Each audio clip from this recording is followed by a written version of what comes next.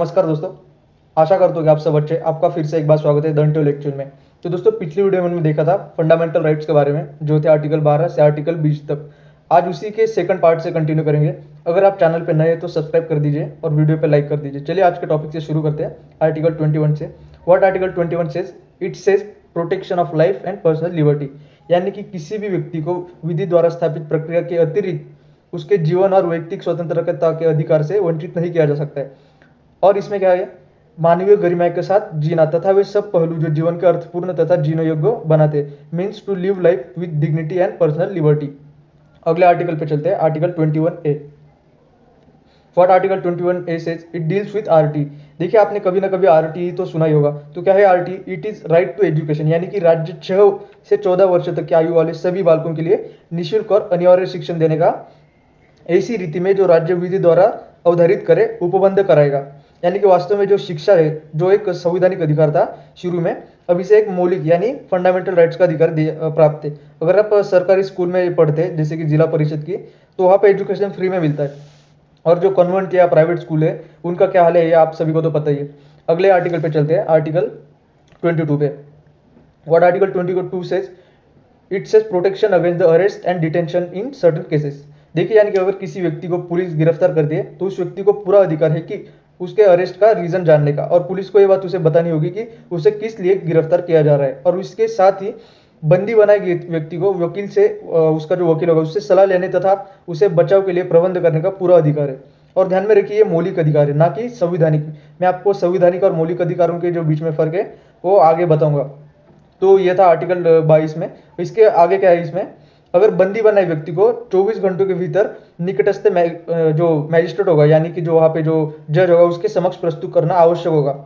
मतलब ये जो 24 घंटे, इनका 24 घंटे का टाइम है, इसमें गिरफ्तारी के स्थान से मैजिस्ट्रेट के न्यायालय तक के यात्रा समय को नहीं काउंट किया जाएगा। यानी ये जो टाइम है उसे छोड़कर उस व्यक्ति को 24 घंटे के भीतर न्यायाधीश के सामने प्रस्तुत करना होगा। और न्यायाधीश यानी जो मैजिस्ट्रेट है, इसकी अनुमति के बिना पुलिस किसी भी व्यक्ति को 24 घंटे से अधिक समय के लिए बंदी नहीं बना सकती है।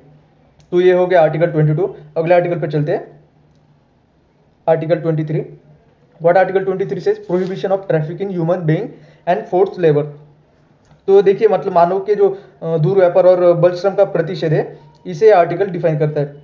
इसके तहत किसी भी व्यक्ति की खरीद, बिक्री, बेगारी तथा इसी प्रकार का अन्य जबरदस्ती या श्रम निषिद्ध ठहराया गया है, जिसका उल्लंघन विधि के अनुसार दंडनीय अपराध है। यानी अगर कोई व्यक्ति मानव तस्करी करते हुए पकड़ा जाता है तो ये कानूनन अपराध है। इसमें एक बात और ध्यान में रखनी है आपको, जो कि आर्टिकल 23 और 24 है, ये दोनों को शोषण के विरुद्ध का अधिकार भी कहा जाता है। So I have not mentioned this in a PDF, but remember article 23 and 24 are also being called as right against exploitation. Moving to the next article, article 24. ये क्या कहता है? Article 24, prohibition of employment of children in factories. देखिए, अनुच्छेद 24 के तहत 14 वर्ष से कम आयु के किसी भी बालक को किसी भी कारखाने या खान यानी कि माइनिंग जैसे काम करने के लिए नियोजित नहीं किया जा सकता, या किसी अन्य परिसंकट में भी जो 14 वर्ष से कम आयु के बालक है उनको किसी भी हाजर्डस जो एम्प्लॉयमेंट होते हैं उनमें नियोजित नहीं किया जाएगा। आपने कई बार होटल से या चाय की टपरी के बाहर देखा होगा कि वहाँ पे लिखा होता है यहाँ पे कोई बाल मजदूर काम नहीं करते। तो इसी वजह से लगाते हैं, क्योंकि 14 वर्ष की तक की जो आयु के बच्चे होते हैं उनको काम पे लगाने कानून अपराध है। अगले आर्टिकल पे चलते हैं, article 25। What article 25 says? It says freedom of conscience, free profession, practice and propagation of religion. इसे हम शॉर्ट में धार्मिक स्वतंत्रता भी कह सकते हैं, जो कि आर्टिकल 25 से आर्टिकल 28 तक है। इसके अनुसार अनुच्छेद 25 के तहत सार्वजनिक व्यवस्था, सदाचार और स्वास्थ्य को बनाए रखने के लिए धार्मिक स्वतंत्रता दी गई है, जिसके तहत भारत में प्रत्येक व्यक्ति को अंतःकरण की और धर्म की अवैध रूप से मानने, आचरण करने और प्रचार करने तक की स्वतंत्रता है। अगले आर्टिकल पर चलते हैं, article 26। What article 26 says? It says about freedom to manage religious affairs. देखिए, सार्वजनिक व्यवस्था, सदाचार और स्वास्थ्य को ध्यान में रख के हर व्यक्ति को अपने धार्मिक कार्यों की प्रबंध स्वतंत्रता दी गई है। इसमें और क्या क्या अधिकार होंगे देखते हैं। पहला जो है, अपने धर्म के लिए संस्थाओं की स्थापना और पोषण का, to establish and maintain institution for religious and charitable purpose. अब दूसरा क्या है? अपने धर्म विषय कार्यों का प्रबंध और नियोजन करने का, to manage its religious affairs in matters of religion. तीसरा क्या है? पॉइंट क्या है? To own and acquire immovable and movable property, यानी कि जो जंगम और स्थावर संपत्ति है उसके अर्जन और स्वामित्व का अधिकार। तो और लास्ट का है, to administer such property in accordance with the law. तो प्रशासन करने का अधिकार होगा। तो जो संपत्ति वो रिलीजियस इंस्टीट्यूशन अक्वायर करेगी उसे प्रशासन करने का अधिकार उस रिलीजियस जो इंस्टीट्यूशन में जो काम करने वाले होंगे उनको होगा। तो ये 3 पॉइंट आपको अच्छे से याद रखने हैं। अगला क्या है, article 27, freedom has to payment of taxes for promotion of any particular religion, यानी किसी विशिष्ट धर्म की अभिवृद्धि के लिए करों के संचय के बारे में स्वतंत्रता। देखिए, यानी कि अगर किसी भी व्यक्ति को ऐसे कर देने के लिए बाध्य या फोर्स नहीं किया जाएगा जिसके आगम किसी विशिष्ट धर्म या धार्मिक संप्रदाय की अभिवृद्धि या पोषण ने व्यय करने के लिए निर्दिष्ट रूप से विनियोजित किए जाते हैं। यानी कि आपको किसी भी पर्टिकुलर धर्म के लिए टैक्स देने के लिए फोर्स नहीं किया जाएगा। अगला आर्टिकल पे चलते हैं। What article 28 says, it says about freedom as to attendance at religious instructions or religious worship in certain educational institutions। मतलब कुछ शिक्षण संस्थाओं में धार्मिक शिक्षा या धार्मिक उपासना से उपस्थित होने के बारे में स्वतंत्रता। यानी कि राज्य की निधि से पूर्णतः पोषित किसी शिक्षण संस्था में कोई भी धार्मिक शिक्षा नहीं दी जाएगी। मतलब अगर कहीं पे कोई स्कूल है तो वहाँ पे गवर्नमेंट स्कूल है तो वहाँ पे कोई भी रिलीजियस इंस्ट्रक्शन नहीं दी जाएगी।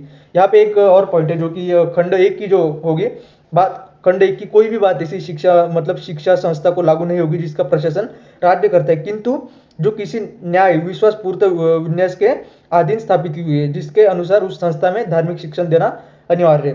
तो अभी जो आपको मैंने अगले आर्टिकल में बताऊंगा, जो माइनॉरिटीज के जो इंस्टीट्यूशंस होते हैं वहाँ पे आप अगर स्टेट फंड करता है तो वहाँ पे आप कोई उनकी जो पर्टिकुलर रिलीजियस के जो इंस्ट्रक्शन होंगे वो दे सकते हैं आप।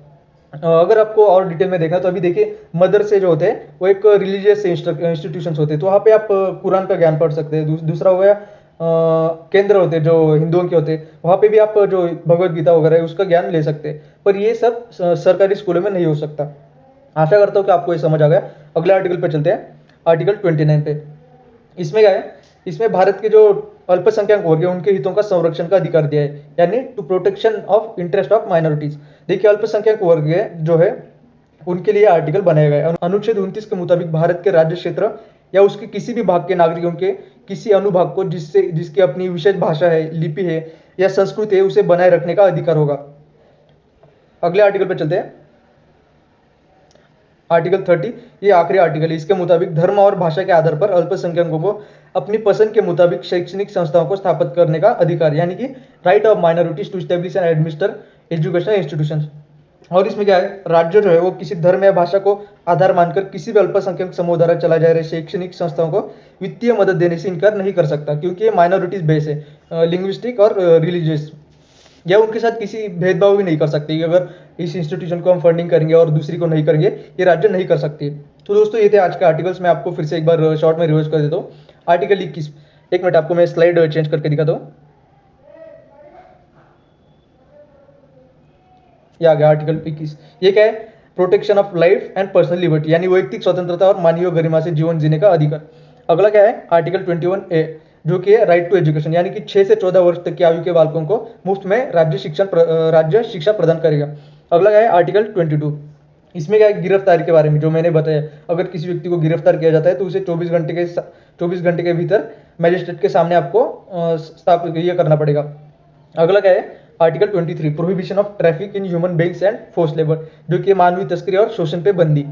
अगला क्या है, आर्टिकल 24, इसमें बाल श्रम पर रोक लगाई गई। अगर कोई 14 साल के जो उम्र होती है उसके नीचे अगर किसी बच्चे को कहीं हाजार्डस एम्प्लॉयमेंट में कोई काम पे लगाता है तो इस पर बंदी लगाई गई है आर्टिकल 24 के मुताबिक। अगला क्या है, आर्टिकल 25। तो आर्टिकल 25, 26, 27 और 28 जो है, ये 4 आर्टिकल इसमें ये धार्मिक स्वतंत्रता के आर्टिकल्स है। आपको ये बात ध्यान में रखनी है। आगे चलते हैं आर्टिकल 29 पे। आर्टिकल 29 क्या है, protection of interest of minorities. ये क्या है, अल्पसंख्यकों के जो अल्पसंख्यक वर्ग है उनके हितों का संरक्षण के लिए यह आर्टिकल दिया गया है। अगला क्या है, article 30, rights of minorities to establish and administer educational institution, मतलब जो अल्पसंख्यक है उनके लिए धार्मिक संस्थान स्थापित करने का अधिकार दिया गया है। तो दोस्तों, ये थे आज का आर्टिकल। इसे अपने दोस्तों के साथ शेयर कीजिए और चैनल को सब्सक्राइब कर दीजिए। So that was the intellectual signing off.